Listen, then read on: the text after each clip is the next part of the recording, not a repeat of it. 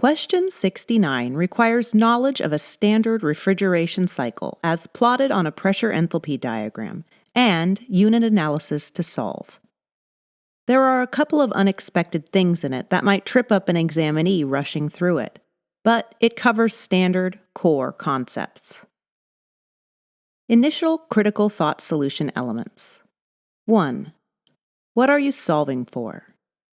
Refrigerant flow rate in a refrigeration cycle. 2. What is the fundamental process? Balancing mass flow and energy flow through an evaporator. 3. What are the first considerations to find the solution in connection to the fundamental process? Connecting condenser intake values to evaporator intake values through knowledge of a standard refrigeration cycle. 4. Are there key assumptions? No condenser subcooling and no superheat at evaporator discharge. When analyzing any HVAC system, begin by focusing on energy transfer. This should always be the case, unless there's some very compelling reason otherwise.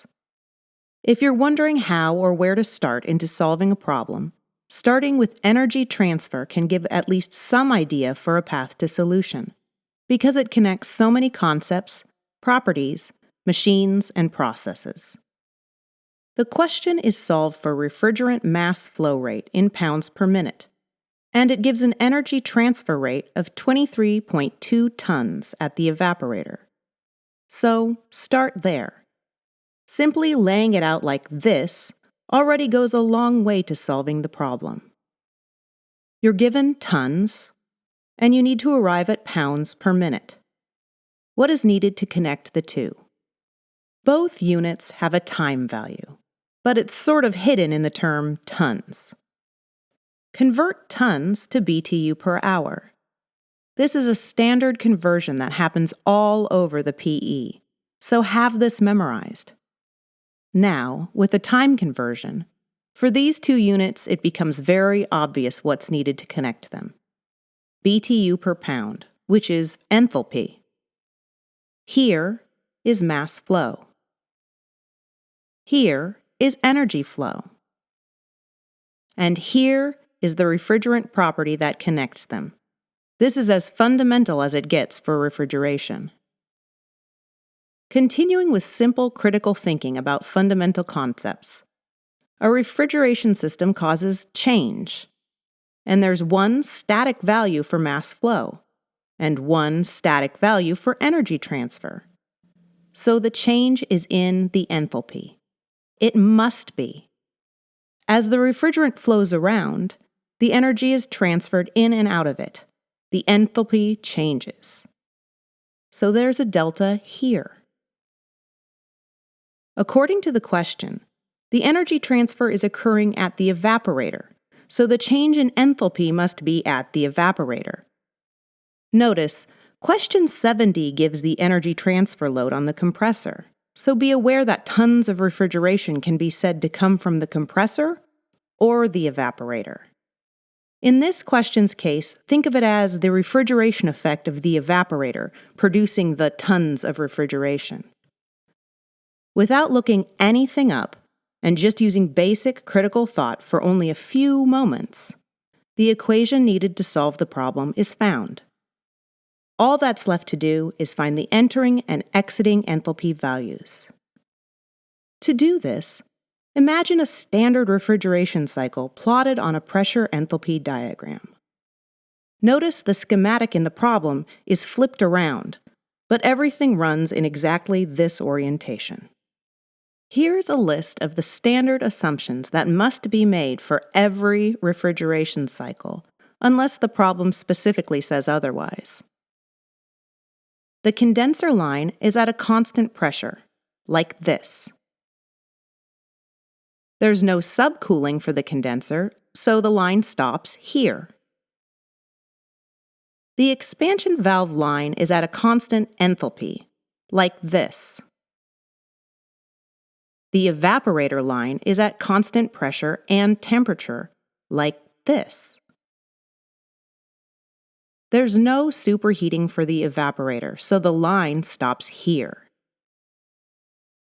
and the compressor line is at constant entropy, like this. With these assumptions and the data in the question's diagram, it can be plotted effectively to find the right answer. The condenser entering pressure is 275 psig, so this point is saturated liquid refrigerant at 275 psig. Notice this point has the same enthalpy as what enters the evaporator. Look this up in the table for R22, attached to the question, to find the entering enthalpy value. At 274.39 psig, the saturated liquid enthalpy for R22 is 47.030 BTU per pound. Notice, in the Ncees solution, the wrong value is given. They look up PSIA, not PSIG. Now all that's needed is the exiting enthalpy.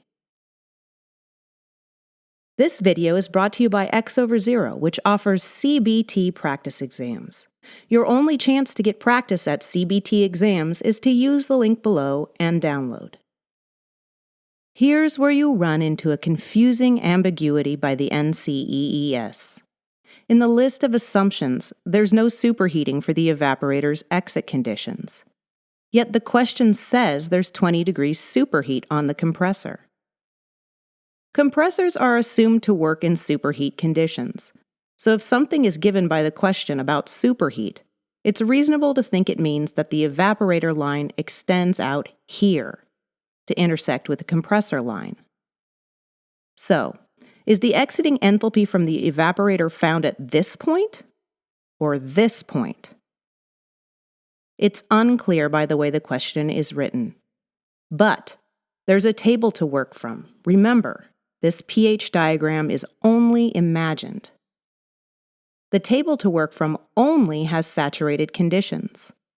That means you couldn't look up an enthalpy value out there in superheat. So, not because it's reasonable, but only because of the available tools, find this enthalpy.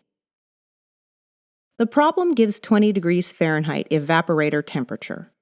So, the R22 table says saturated vapor at the temperature has an enthalpy of 106.20 BTU per pound. 4,640 is equal to pounds per minute flow times 106.20 minus 47.030. The flow is therefore 78.42 pounds per minute. Option B. To get good at questions like this, read ASHRAE Fundamentals Chapter 2, Fluid Flow, concerning Figure 8. And do ExOverZero practice test questions. Test 1, 69. Test 2, 70. Test 3, 67. Test 4, 70.